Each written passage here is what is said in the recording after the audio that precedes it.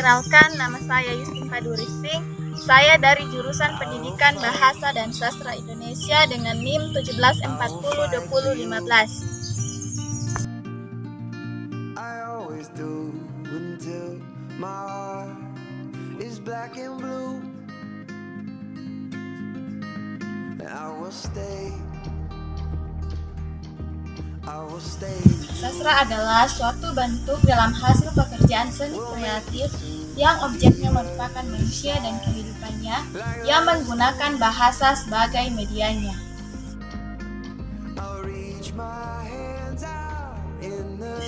Psikologi berasal dari kata Yunani yaitu psyche yang berarti jiwa dan logos yang berarti ilmu. Jadi psikologi berarti ilmu jiwa atau ilmu yang menyelidiki dan mempelajari tingkah laku manusia.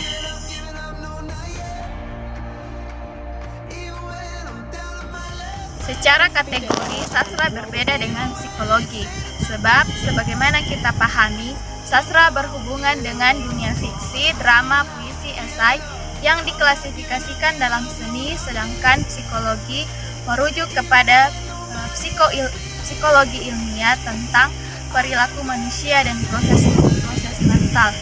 Walaupun keduanya berbeda, psikologi dan sastra memiliki titik temu yang sama, yakni keduanya berangkat dari manusia dan kehidupan sebagai sumber penelitian.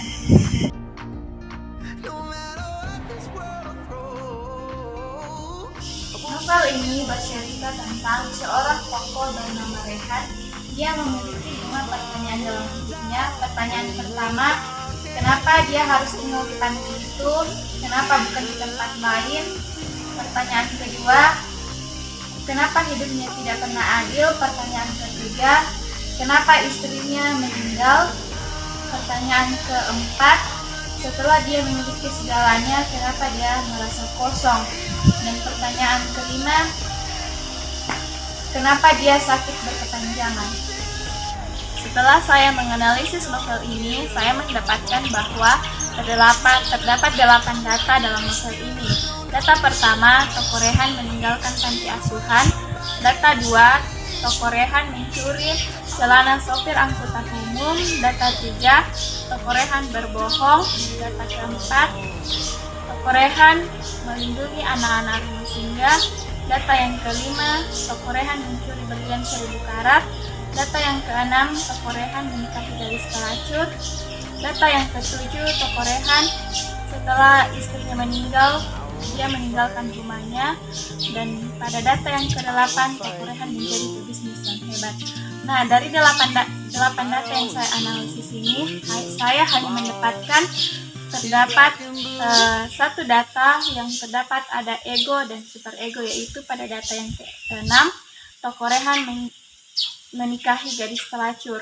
Mengapa saya katakan bahwa pada data yang ke-6 ini terdapat ego dan super ego? Karena saat sekalipun Rehan menikahi gadis pelacur, tetapi setelah dia menikahi gadis pelacur ini, tokoh Rehan menjadi seorang yang bertanggung jawab, tidak lagi mencuri, tidak lagi berbohong, dan tidak lagi melakukan kejahatan-kejahatan lain seperti berjudi dan banyak lagi hal-hal lainnya.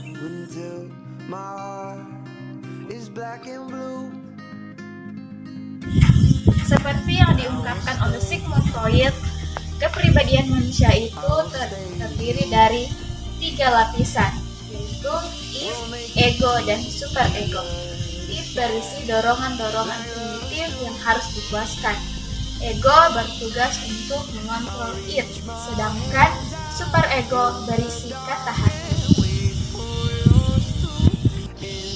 Jadi saya menyimpulkan bahwa dari 8 data yang saya analisis, hanya terdapat 1 data yang menggambarkan adanya if, ego, dan super ego, yaitu pada data yang ke-6, tokoh Rehan menikahi gadis pelacur. Dan apakah novel ini bisa diimplikasikan pada pembelajaran sastra? Saya menyimpulkan bahwa novel ini tidak bisa diimplikasikan pada pembelajaran sastra di SMA. Nah, setelah saya mendapatkan 8 data ini, kemudian saya mencari teori yang saya gunakan yaitu teori dari Sigmund Freud, yaitu id, ego, dan superego. Dari 8 data tersebut, seperti yang saya katakan bahwa hanya terdapat satu data yang menggambarkan adanya id, ego, dan superego, yaitu pada data yang ke-6. Kemudian saya mencoba mengimplikasikan novel ini pada pembelajaran sastra di SMA, akan tetapi novel ini tidak bisa diimplikasikan pada pembelajaran sastra di SMA karena dalam novel ini terlalu banyak mengandung kekerasan atau anarkis seperti tokoh Rehan membantah penjaga panti, tokoh Rehan berbohong, tokoh Rehan mencuri berlian 1000 karat, tokoh Rehan berkelahi, berjudi, dan banyak lagi data-data yang menggambarkan bahwa novel ini tidak bisa diimplikasikan karena novel ini terlalu banyak mengandung kekerasan. Sekitar terdapat 75% kalau novel ini banyak mengandung kekerasan.